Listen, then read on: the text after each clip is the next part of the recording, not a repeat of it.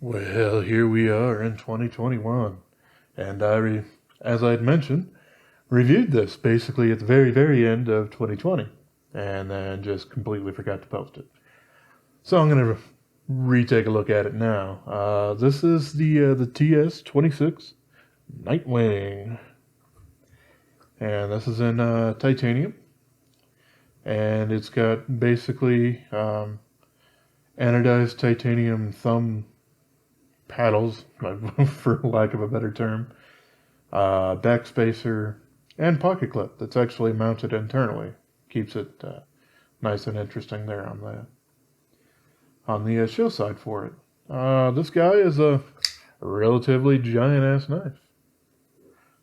Well, it's on the larger side of what I consider a lot of EDCs to be, which is just under 4 inches or whatever. This is 3.77 inches, kind of basically from back at that handle to the tip here, and it's in D2 because it's one of their lower numbered ones. This is a NightMorning design,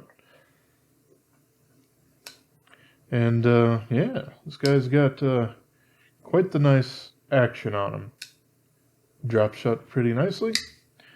Where the detent ball hits is way down here, which is it's a little bit lower than a lot of the others. For some people, they really like to catch their thumb on the little flipper tab there. I necessarily don't, but that's okay. This guy is quite thin too. It's less than a half inch. It's like 0.44 of an inch. And that is including the raised ridges here, I suppose you would call them. And you get a single screw here for the hardened steel insert that you'll have. It's actually fairly hard to see from the outside here because it's fully mounted in there rather than some that have it out there. But we'll get a little bit further into that when I actually open the guy up here in a little bit. This is one of the first times that you see this kind of tri-looking pivot that TwoSun is certainly known for using on a lot of their models. Like this one, just for instance. However, this one isn't inset into the handle, it's prob, so it's actually the thickest part of the knife itself. Not particularly, good or bad or ugly or anything about it. It's just certainly a different sort of thing than you end up with a lot more of their newer style. The thumb disc for me, unless I get way down to the tip of it, trying to deploy it with my thumb is kind of fumbly and fiddly. But it does Spidey flick super nice. So there's obviously that, and you got the back flipper going on there too, which the detent is actually tuned quite nicely to be able to deal with that with not much force. It'll still come out, but it's not held super in place, so you can't deploy it by these thumb paddles, like I said earlier. It is interesting that these are milled titanium as well. It's kind of an interesting thing. Kind of a futuristic kind of look. Well, I mean, the word cyberpunk is probably way overused right now, but that kind of 80s new wave sci-fi kind of style. And you have even more fine milling going here on the back that actually extends out into the liner. And something that I haven't really seen them do much before is instead of just having the single little dip that you get on most Framelocks, they've actually basically made 3 little mill lines there. So looks really interesting. I do like that quite a bit. Like I said, this guy's pretty hefty. Even though it is basically titanium and whatnot, it is a fairly large blade. So it's like 4.92 ounces, like 139.5 grams. And we can kind of see kind of exactly a little bit of that in a moment when I pop this guy up and we take a look on the inside. The other thing that I notice with this guy is, yeah, it does have the blade stop pin is in the blade, and they've shoved it far forward, so you don't have a whole lot of protection there. And so it'll just suck up lint and grime and whatnot instead of at least doing a decent job of rejecting all that sort of stuff. That's a little pet peeve of mine, but it is what it is. It really depends on how you use your knife. If you just use it as, standard EDC, I need to open some boxes or whatnot here and there, then it's really not going to matter to you at all. So let's go ahead and pop this guy out. It's got that guy, and then spacer on the back there, and the pivot. Once you do that, this thing kind of jumps open a little bit. You can see there's actually gaskets on the inside of the pivot screw there. And I can show you, yep, it's there on the other side as well. Kind of interesting, but, not something I've seen TwoSun do and a whole bunch of other stuff. But, well, you got to start somewhere, and this was, model 26. So yeah, here is essentially the reason behind this thing being supremely heavy. There is no skeletonization going on the titanium at all. My best guess is they already spent enough time milling on the front for kind of the cheaper price point that they had this guy aimed at. So they just skip doing any skeletonization on the front, but there's plenty of thickness for them to be able to do that. Or I guess if I was super into modifying knives, then I could maybe do it myself. But I don't really have a drill press or anything like that, so whatever. Yeah, there's the steel insert there with the, you can see the ceramic detent ball is quite a bit further over than it usually is on a lot of their stuff. But it does have that over travel arrestor built into the steel thing there. So hooray!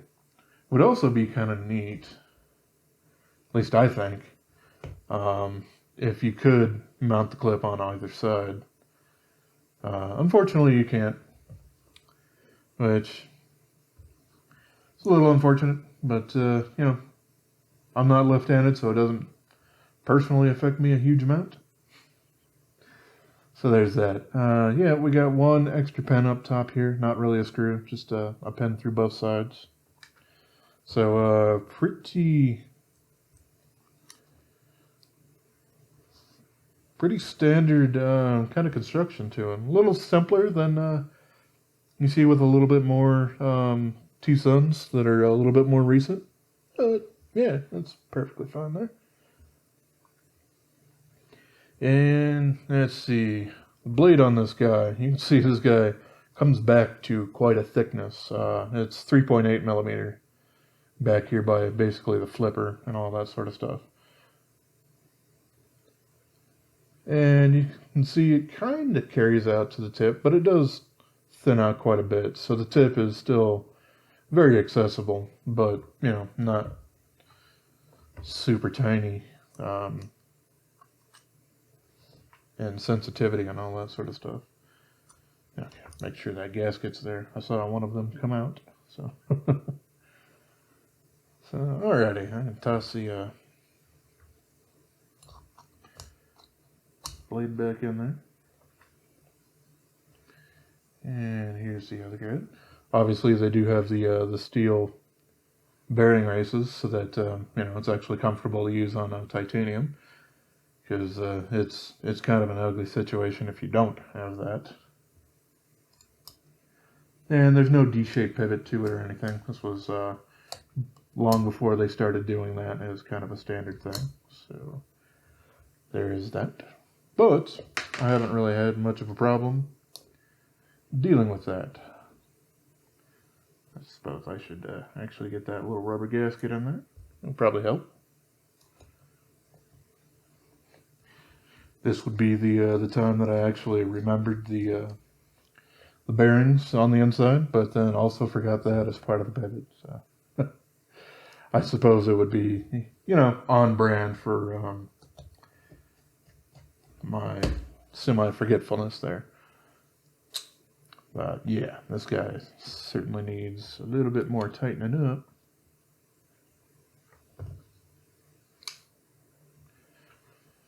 Rock solid. And steel drop shutter. Yeah, nice.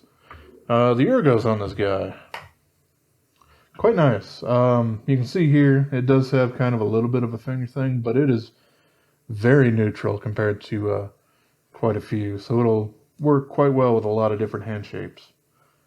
Or hand sizes. I apologize if you have a different hand shape. I don't know. Whatever. But, it's got a few jumps here on the back, but they're very shallow.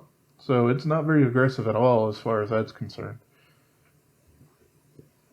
And I do kind of wish that the flipper tab kind of followed that curve out instead of coming back, just because it'll get me a little bit on the inside of my index finger, which, if you're really trying to muscle through a cut or something like that, might kind of get to you a little bit. But yeah, this thing's also super comfortable in reverse grip, and you have the crenellations here on the back end. And there is technically a lanyard hole sort of thing here that's built into the back spacer. Which I do actually kind of like how this works, just due to it hiding it for, the, I couldn't really tell you a percentage. I'm going to assume something like 85% of people don't use them. So, it's nice to keep that a little bit cleaner.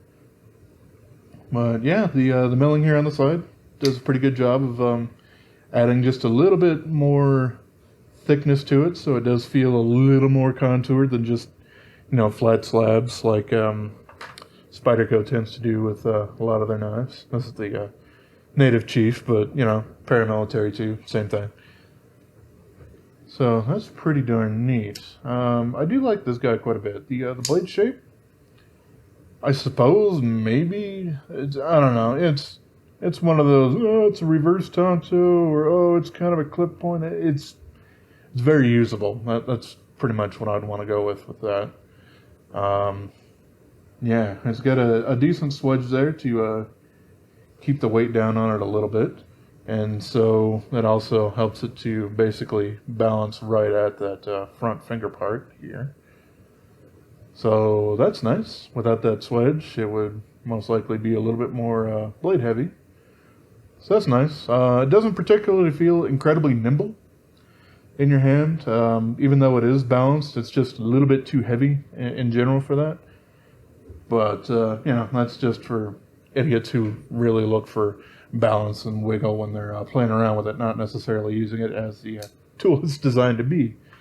So yeah, that's kind of my thoughts and everything here on the TwoSun TS26 NightMorning.